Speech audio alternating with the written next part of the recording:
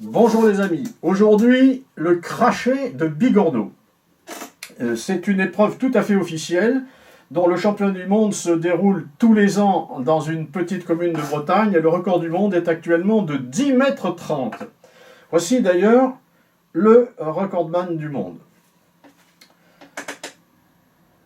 Alors, évidemment, étant donné les circonstances, j'ai dû adapter un petit peu l'épreuve. Je n'ai pas de bigorneau. Bon, en plus, cracher des bigorneaux vivants, c'est pas franchement un truc qui me convient. Donc, j'ai adapté. Voici mes bigorneaux. Hein, ce sont des coquilles que j'ai trouvées dans le jardin, donc coquilles d'escargot. Ce sont quelques bulots qui sont les reliefs d'un repas des semaines précédentes.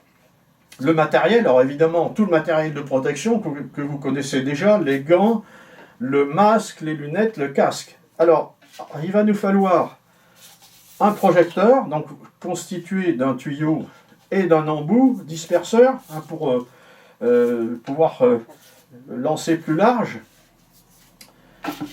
La pâte, hein, qui va permettre, mais j'ai déjà fait l'opération, mais qui permet de lester les coquilles, hein, pour qu'elles soient plus lourdes et qu'elles aillent plus loin. Le scotch, bon, il sert à rien, mais enfin, bon, c'est toujours utile d'avoir un peu de scotch, on ne sait jamais, il peut y avoir un incident.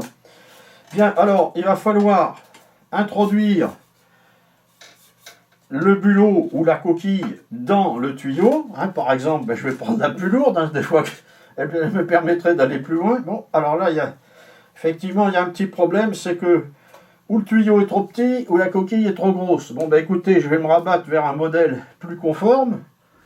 Voilà. Donc la coquille est en place.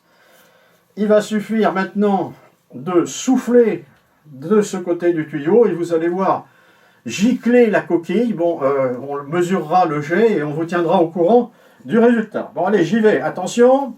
1, 2, 3.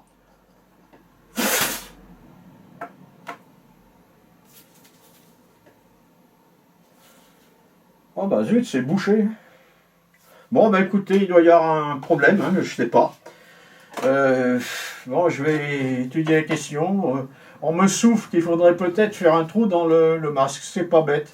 Je vais y réfléchir. Bon, écoutez, désolé, à la prochaine, et surtout restez chez vous.